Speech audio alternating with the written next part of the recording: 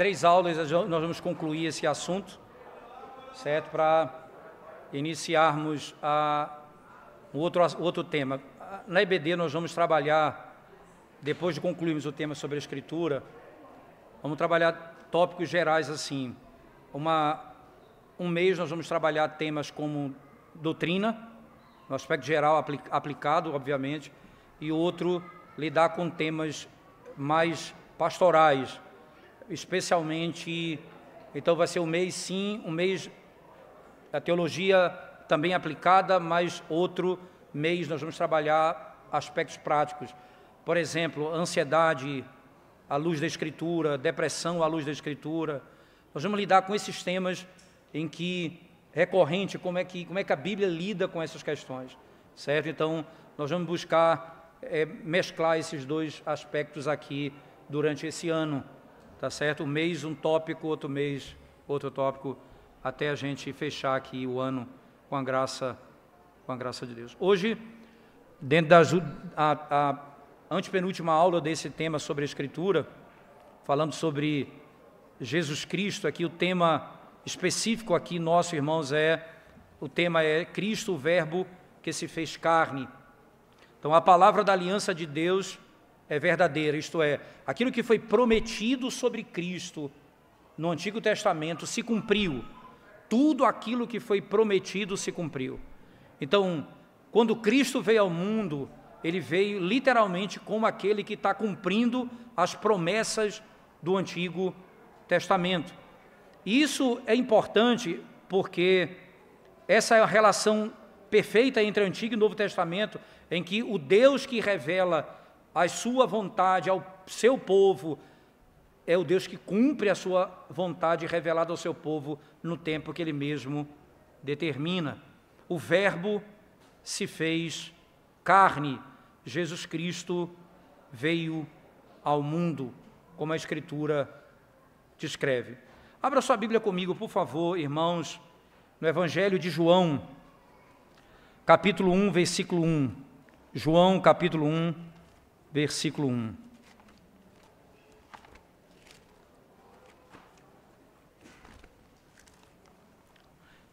O texto bem conhecido, né? E diz assim, a Escritura Sagrada. No princípio era o Verbo estava com Deus e o Verbo era Deus. É interessante você imaginar, irmãos, como que João começa escrevendo o Evangelho, trazendo à nossa memória, e especialmente dos judeus, não é, a criação. No princípio criou Deus os céus e a terra. No princípio era o Verbo estava com Deus e o Verbo era Deus. João aqui ecoa Gênesis 1 com toda clareza. Deus trouxe o mundo à existência por meio do quê? Por meio da sua palavra criativa. Ele trouxe o mundo à existência por meio da sua palavra criativa. Da mesma forma, ele trará a redenção por meio da sua palavra redentora.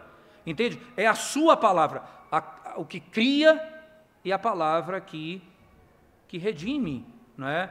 É a palavra que restaura o homem do pecado. O termo verbo, irmãos, a palavra, o verbo se fez carne, não é? Transmite que Jesus é a revelação suprema do próprio Deus, a autoexpressão de Deus. Assim como o homem revela pela fala seus pensamentos ocultos, Deus também se revela por meio do seu verbo. O verbo do Pai é a pessoa do Filho. Assim como criou o mundo por meio do seu Filho, também por meio dele o Pai agora fala ao mundo. Ele criou o mundo pelo Filho, ele fala ao mundo pelo Filho. Da mesma maneira, mesmo princípio. Isso deve eliminar qualquer ideia de que a revelação ela é estática de alguma forma.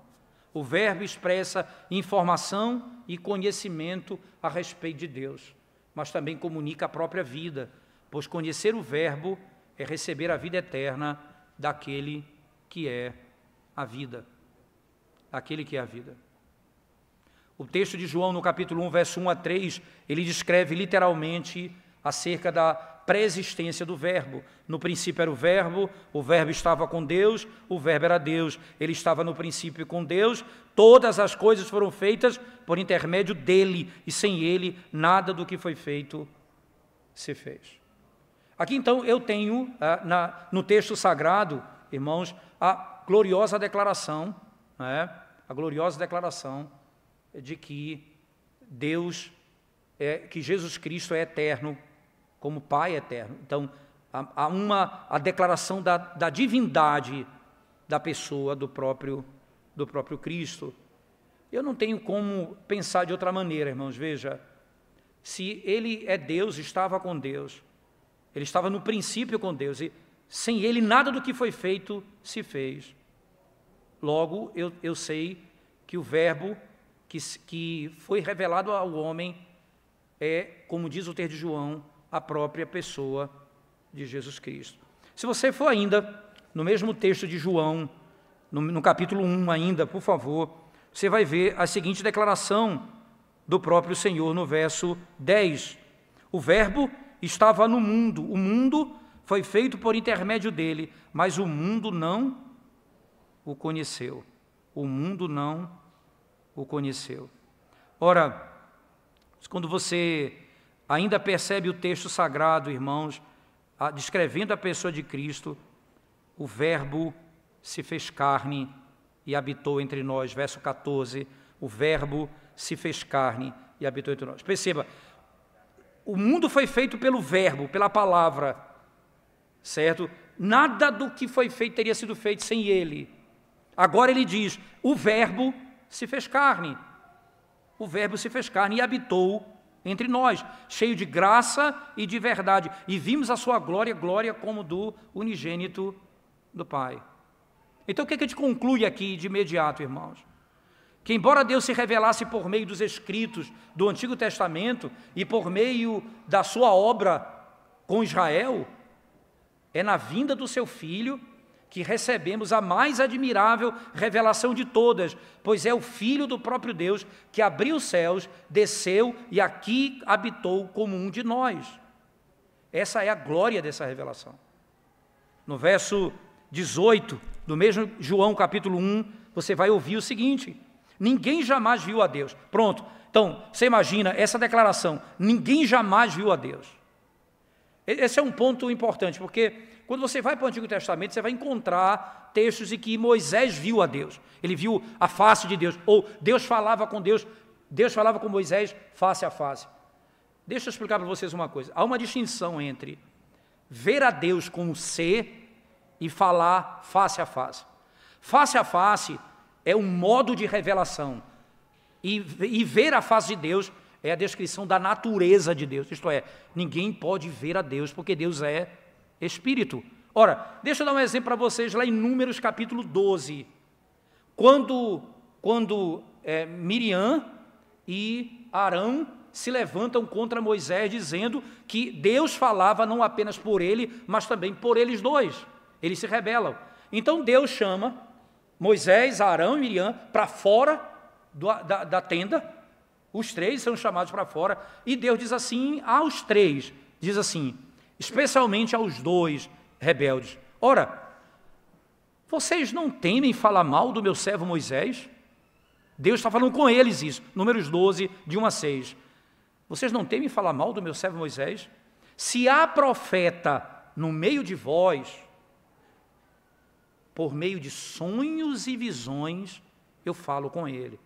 Mas não é assim com o meu servo Moisés, com quem eu falo boca a boca, face a face. Entende? Há uma distinção, sonhos e visões e face a face. O que significa isso? Em Deuteronômio 18, verso 15 ao 18, você vai encontrar a promessa: virá um profeta semelhante a ti. Deus falando a Moisés, a ele eles devem ouvir. Por que semelhante a ti? Jesus não fala por meio de sonhos e visões. Só que Moisés, ele tem um limite para expressar Cristo. Aí João diz, ninguém jamais viu a Deus. Quem foi que viu a Deus? Veja o detalhe, no verso 18 de João. Ninguém jamais viu a Deus. O Deus unigênito, e aqui quem é? Jesus Cristo. O que é o Deus unigênito, irmãos? É o Filho eternamente gerado do Pai. O Deus unigênito, que está no seio do Pai, é quem o revelou. Moisés fala o que recebeu da boca de Deus. Jesus Cristo fala o que viu. Ele está no seio do Pai. Nunca Jesus Cristo vai dizer, assim diz o Senhor, como Moisés fala. Ele diz, em verdade, vos digo. Em verdade, eu vos digo. Ele é o profeta. Lembra que em João vem uma pergunta também bem interessante, não é? Vem uma pergunta para João, verso 15 de João, no capítulo 1 do Evangelho de João, capítulo 1, verso 15. Ele diz assim, João testemunha a respeito dele e exclama, este é o de quem eu disse, o que vem depois de mim. O que tem, contudo, a primazia, porquanto já existia antes de mim. João está dizendo, ele tem a primazia porque ele existia antes de mim. Como é que ele existia antes de mim? Ele está dizendo que ele é Deus. Aí tem outro detalhe, irmãos, porque todos nós temos recebido da sua plenitude graça sobre graça. E aqui, veja a pergunta que fizeram a João Batista no verso 19. Este foi testemunho de João quando os judeus lhe enviaram de Jerusalém sacerdotes e levitas para lhe perguntarem, quem és tu? O que é que você imagina, irmãos? Quem és tu? A pergunta é interessante.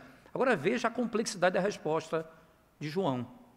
João respondeu, ele confessou e não negou. Confessou, eu não sou Cristo. A resposta é simples, quem és tu? Ora, eu sou filho de fulano, né, profeta, nasci em tal lugar. Não, ele sabia o teor da pergunta. Eu não sou o Cristo. Ele disse já anteriormente, ele existia antes de mim. Aí o que é que ele... Veio a pergunta, irmãos. Então lhe perguntaram, quem és, pois? És tu Elias? Presta o detalhe, irmãos. Ele disse, não sou.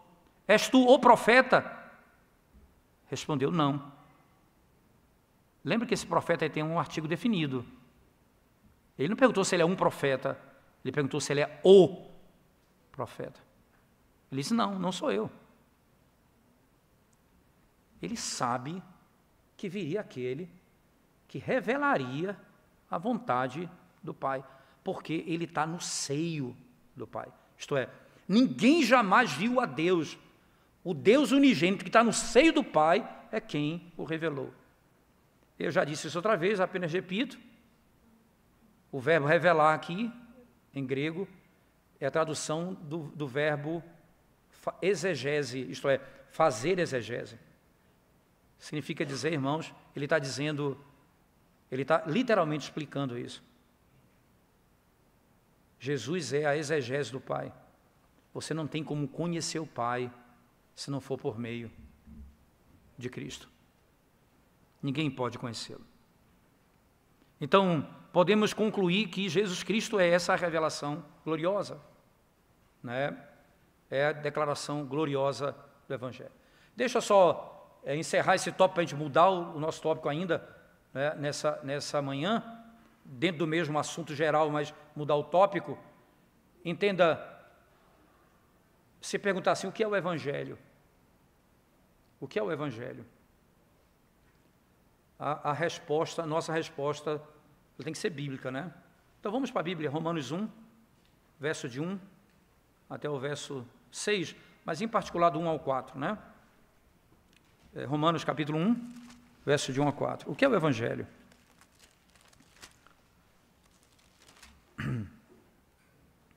Veja o verso 1. Paulo, servo de Jesus Cristo, chamado para ser apóstolo, separado para o Evangelho de quem? De Deus. Então, o Evangelho de Deus. Deus aqui, irmãos, a nossa mente precisa ser treinada para ouvir a palavra Deus e pensar na Trindade.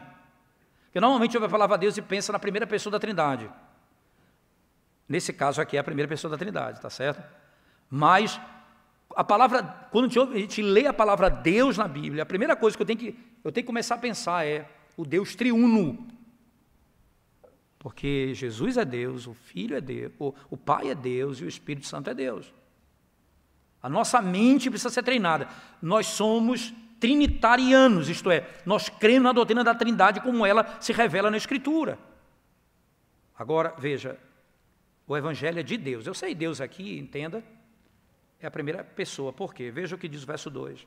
O qual foi por Deus, outrora prometido por intermédio dos seus profetas nas Sagradas Escrituras. Ora, agora ele está associando o quê? A revelação do Antigo Testamento. Então, veja, irmãos, eu fui separado para o Evangelho de Deus, que foi prometido no Antigo Testamento por quem? Pelos profetas. Então, ele linka o Antigo Testamento ao Evangelho, literalmente. Mas ainda não me respondeu a pergunta, o que é o Evangelho? Eu já tenho alguma resposta. O Evangelho de Deus, que foi anunciado pelos profetas no Antigo Testamento. Então, havia Evangelho no Antigo Testamento. Mas tem um terceiro ponto. Qual o conteúdo desse Evangelho? Verso 3.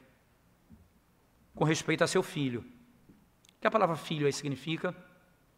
A sua divindade, que diz respeito ao seu filho. Por isso, então, eu entendo Deus aqui como sendo a primeira pessoa da Trindade, tendo em vista que ele se refere ao seu filho, que é a segunda pessoa da Trindade, que também é Deus. Com respeito a seu filho. Qual o teor do Evangelho? Trata do Filho de Deus. Filho de Deus, então, a sua divindade. Mas ele é verdadeiro Deus, verdadeiro homem. Veja a sequência do verso 3. O qual, segundo a carne, veio da descendência de Davi. Aqui eu tenho outro elemento. Ele é verdadeiro Deus e verdadeiro homem. Ele tem alma racional e corpo. E ele é verdadeiro Deus. Ele é filho de Deus.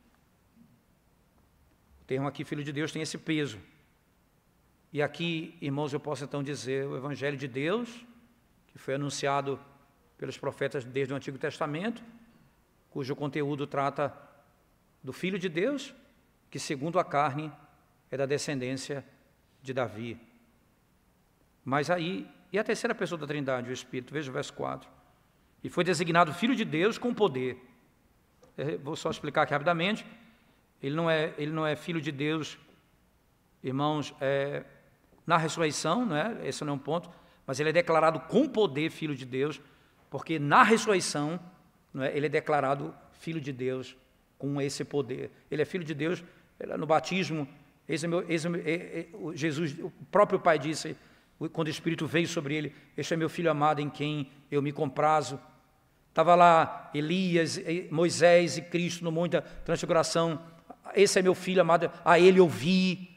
Então, claramente você tem declarações de que ele é Filho, isso é inequívoco. Mas com poder ele é declarado Filho de Deus na ressurreição. Veja o que diz o verso 4. E foi designado Filho de Deus com poder, segundo o Espírito de santidade. A nossa Bíblia coloca a palavra Espírito com letra minúscula. Não há, a palavra grega não está aqui em maiúscula ou minúscula. Se eu pegar a maioria das outras versões, coloca o Espírito aqui com letra maiúscula, referindo-se ao Espírito Santo. Ele vai dizer, e foi designado Filho de Deus com poder, segundo o Espírito de santidade, pela ressurreição dos mortos, a saber, Jesus Cristo, nosso Senhor. Evangelho de Deus, anunciado pelos profetas desde o Antigo Testamento, cujo conteúdo é Jesus, o Filho de Deus, segundo a carne, a descendência de Davi, e que é declarado Filho de Deus com poder pelo Espírito de santidade na ressurreição, como o texto claramente nos ensina. Jesus Cristo é o Verbo de Deus.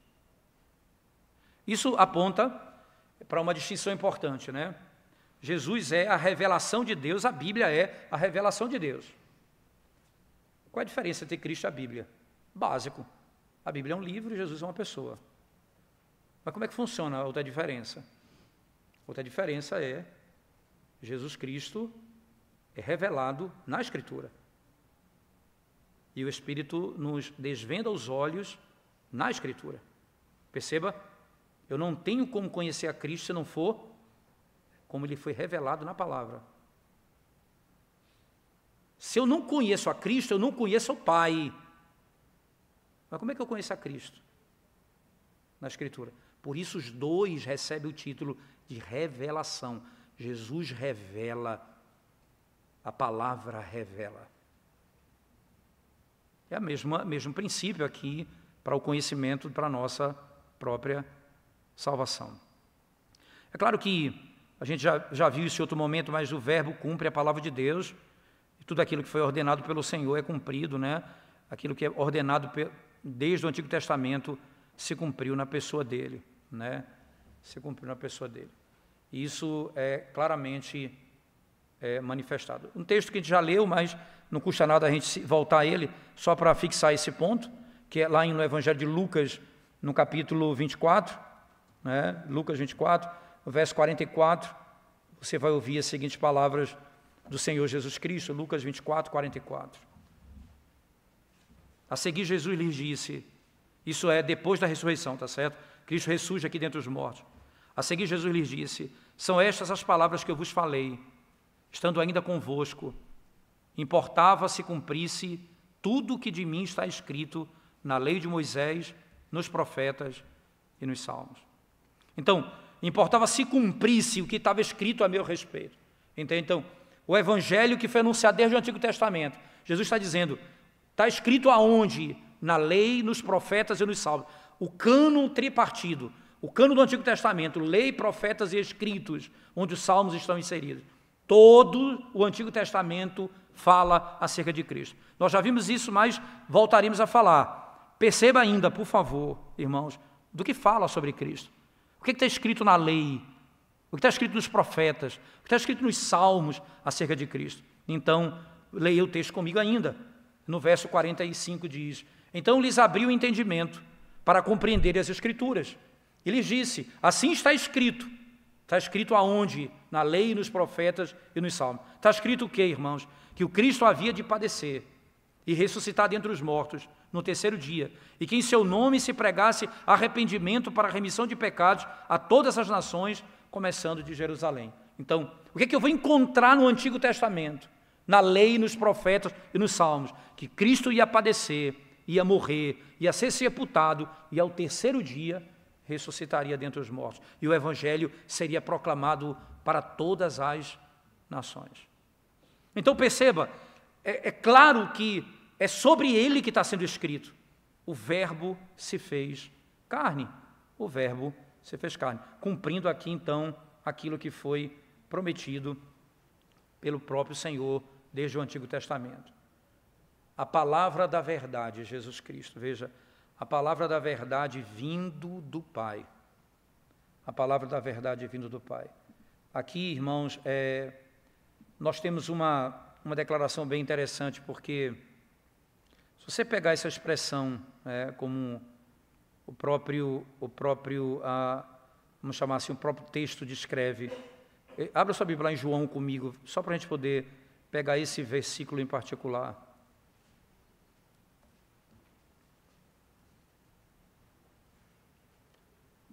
João capítulo 1, só um momento aqui.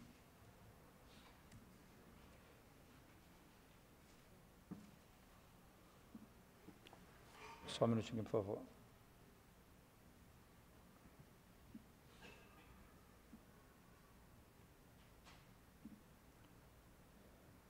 Só um minuto, irmãos. Eu peguei aqui o texto para eu ir para o texto certo.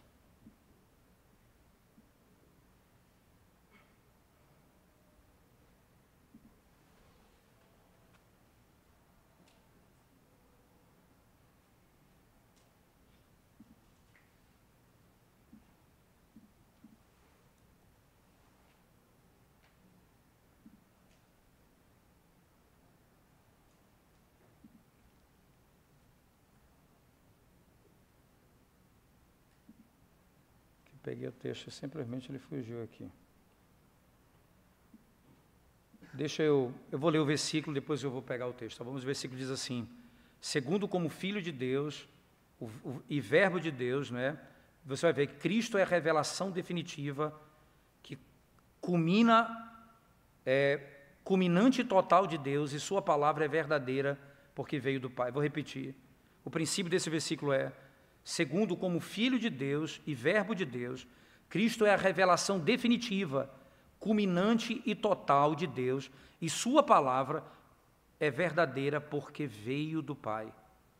Porque veio do Pai. João no capítulo 5, verso 19, vamos dar uma olhada lá, por favor. João 5, verso 19. O texto de João é muito rico nesse aspecto. João 5, 19 diz assim: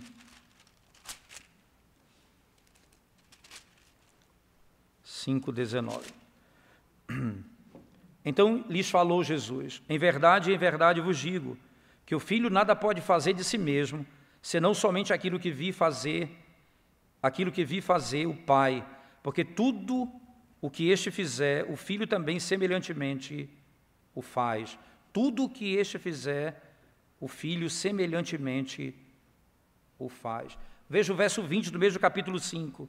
Porque o Pai ama ao Filho e lhe mostra tudo o que faz, e maiores obras do que estas lhe mostrará, para que vos maravilheis.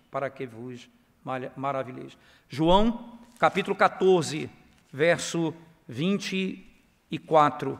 João 14, 24, diz assim o texto: quem não me ama não guarda as minhas palavras, e a palavra que estais ouvindo não é minha, mas do Pai que me enviou. Veja, a palavra da verdade que veio do Pai, essa palavra veio do Pai, a palavra que ele diz veio do próprio Pai.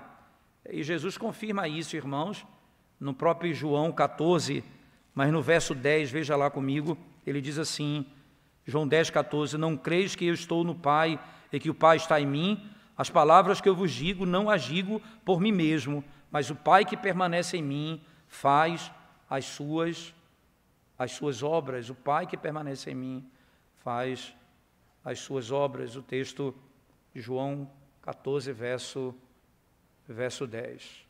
Ora, preste atenção, graças ao seu relacionamento com o Pai, o Filho traz palavras de vida para a salvação de pecadores.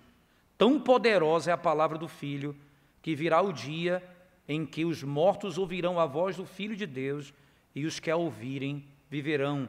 João 5, 25. Portanto, o poder da palavra do Filho está fundamentado na sua relação com o Pai. João 5, 26, irmãos, porque assim como o Pai tem vida em si mesmo, também concedeu ao Filho ter vida em si mesmo. O Pai também concedeu ao Filho autoridade para exercer juízo. Ele concedeu ao Filho autoridade para exercer juízo. No capítulo 5, você vai ouvir isso, no verso 22 e 27. Veja lá comigo, João 5, 22 e 27. Ele diz no 22, e o Pai a ninguém julga, mas ao Filho confiou todo julgamento. Verso 27, não é? Nós lemos aqui o 22, não foi? Agora o 27 mesmo, ele diz, e lhe deu autoridade para julgar, porque é o Filho do homem. Ao comando da sua voz, os mortos se levantarão dos túmulos para a ressurreição da vida, para a ressurreição do juízo, ao ouvirem a sua voz. Lembre-se que é assim que é declarado no Evangelho. As minhas ovelhas, elas escutam a minha voz e me seguem. Veja, a palavra que sai da boca dele, elas escutam e seguem a Cristo. Lembre-se, esse ponto aqui, a palavra da verdade vinda do Pai, a autoridade vinda do Pai. Esse é um ponto tão importante porque em João, no capítulo 5, verso 32, ele diz, outro é o que testifica a meu respeito, e sei que é verdadeiro o testemunho que ele dá de mim. Ele, o Pai, testifica a meu respeito. De acordo com o Antigo Testamento, irmãos, não é? Jesus teve plena participação nessa revelação trinitária entre o Pai e o Filho. Como é que eu sei que Jesus teve plena participação na revelação desde o Antigo Testamento. No mesmo capítulo de João 5, verso 33, ele diz: mandastes mensageiros a João, e ele deu testemunho da verdade. Mandastes mensageiro a João, e ele deu testemunho da verdade. Esse é o 33. Veja o 32, não é? Que ele diz: outro testifica de mim. E aqui no 33 ele diz: mandaste mensageiros a João, e ele deu testemunho da verdade. João deu testemunho da verdade. Jesus qualificou, irmãos, isso acrescentando um detalhe, que o seu próprio testemunho era maior do que o de João. Veja o 36, por favor. Mas eu tenho maior testemunho do que o de João, porque as obras que o Pai me confiou para que eu as realizasse, essas que eu faço, testemunho a meu respeito de que o Pai me enviou. O que é que eu tenho como faço para declarar que eu vim da paz do Pai? O Antigo Testamento declara que eu vim da paz do Pai. João declara a vontade do Pai. E eu tenho a declaração de que a minha autoridade é até maior do que a autoridade de João. Não são apenas as obras de Jesus que revelam que ele foi enviado pelo Pai, irmãos, mas esse mesmo Pai é quem dá testemunho dele, do Filho. No mesmo capítulo 5, verso 37, veja o que o texto diz: o Pai que me enviou, esse mesmo é quem tem dado testemunho de mim. Jamais tendes ouvido a sua voz, nem visto a sua forma. Ora, quem dá testemunho de mim é o próprio Pai. Ora, a autoridade que ele tem, os profetas falam dele, ele tem autoridade e o próprio Pai tem autoridade e declara que a palavra que ele fala vem do próprio Senhor. Ora, veja um detalhe interessante, irmãos. Diferentemente de Jacó, não havia visto sua forma, e diferentemente de Josué ou do salmista, não tinham sua palavra guardado consigo, pois não creem naquele a quem ele enviou. Eles examinam as Escrituras, pois julgam ter nelas a vida eterna.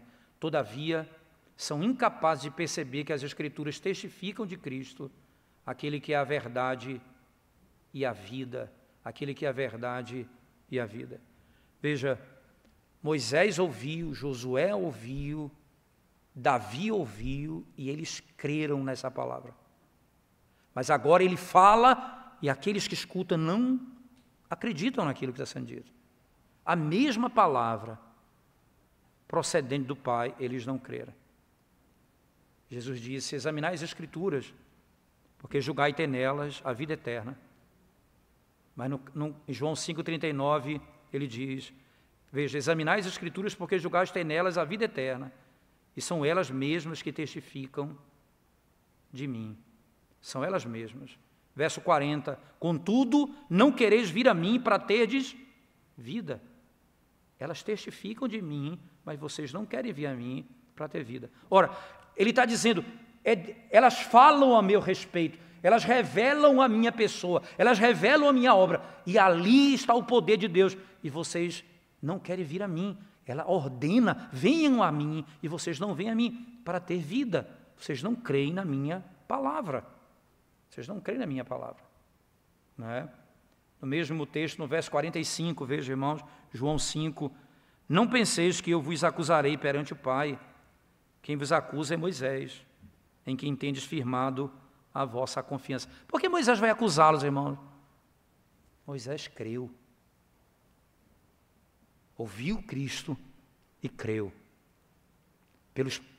No Antigo Testamento. Esses ouvem Cristo, eles escutam Cristo e não creem. Quem vai acusá-los é o próprio Moisés, não sou eu. Porque ele é testemunha, literalmente, acerca desse ponto aqui. Deixa eu encerrar, irmãos, como aquele que tem absoluta autoridade do Pai. Jesus transmitia palavras que eram espírito e vida. A revelação era vivificadora. No entanto, Jesus e suas palavras de vida encontraram ódio e rejeição. Por quê, irmãos? O próprio Jesus informa isso no capítulo 8, verso 37 de João. Procurás matar-me, porque a minha palavra não está em vós. Procurais matar-me. Veja, sempre a associação com a palavra, porque a minha palavra não está em vós. E também no verso 43 de João 8, qual a razão por que não compreendeis a minha linguagem? Ele pergunta. É porque sois incapazes de ouvir a minha palavra.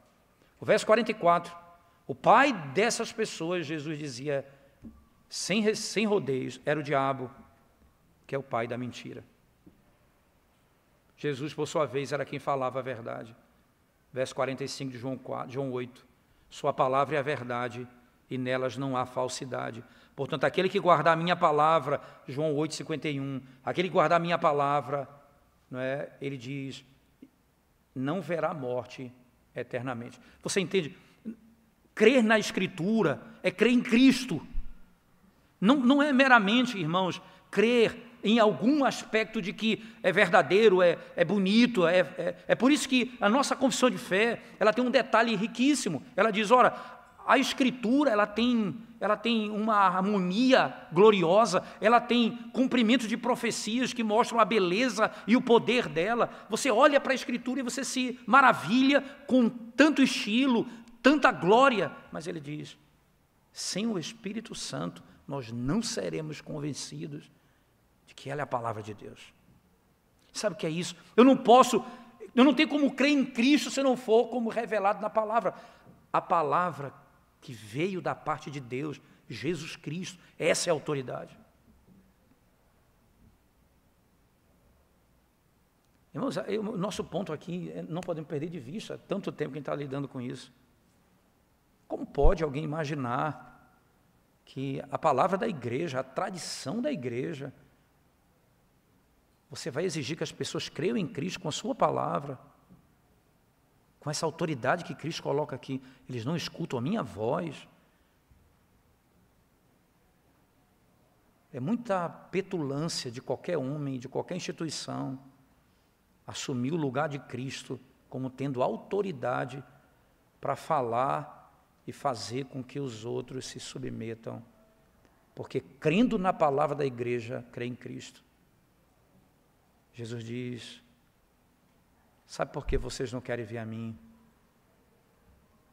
Vocês não entendem a minha linguagem. Vocês não compreendem a minha palavra. Vocês são incapazes de ouvir a minha voz. Não há condições de vê-lo.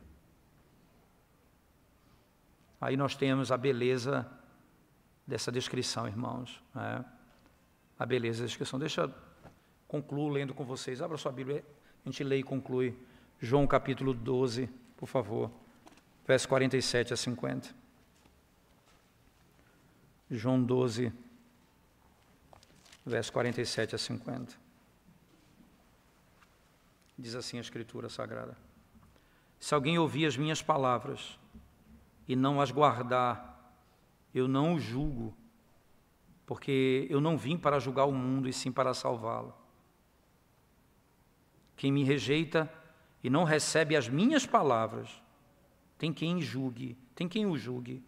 A própria palavra que tenho proferido, essa o julgará no último dia. A palavra que eu tenho proferido. Porque eu não tenho falado por mim mesmo, mas o Pai que me enviou, esse me tem prescrito o que dizer e o que anunciar. E sei que o seu mandamento é a vida eterna. Veja, irmãos, preste atenção. Eu não tenho falado por mim mesmo, mas o Pai que me enviou, esse me tem prescrito o que dizer e o que anunciar. Tudo o que eu tenho dito e anunciado, desde o Antigo Testamento até hoje. E eu sei que o seu mandamento é a vida eterna. As coisas, pois, que eu falo, como o Pai me tem dito, assim falo. Aqui eu tenho a vida eterna. Nós devemos olhar para a Escritura e dizer, porque aqui nós podemos encontrar a vida eterna. Sabe por quê, irmãos? Porque Cristo é revelado na Escritura Sagrada. E essa é a nossa vida, a vida eterna. Na próximo domingo, se Deus permitir, nós continuaremos tratando ainda desse tópico, irmãos. O Espírito da verdade vem com uma palavra da verdade. Vamos voltar a esse tópico na próxima semana, se Deus permitir. Vamos orar e a gente encerra a nossa EBD. Senhor, nós te damos graças por essa manhã, pelo glorioso privilégio que o Senhor nos concede de podermos, ó Senhor, ouvir a Tua voz e sermos instruídos na Tua verdade, amarmos ao Senhor Jesus Cristo, ao Deus único e verdadeiro, Deus Pai, Deus Filho, Deus Espírito Santo, Deus triuno, e conhecermos a salvação como revelado na Tua palavra. Ó Deus, desvenda os nossos olhos pelo amor do Teu nome, para contemplarmos a Tua glória e a Tua majestade, como revelado na palavra de Deus, na Tua própria palavra. Abençoa-nos ainda essa tarde, logo mais às 17 horas, e possamos estar de volta para juntos, mais uma vez, adorarmos ao Senhor, Tu que és digno de receber toda a adoração. Em nome de Jesus. Amém.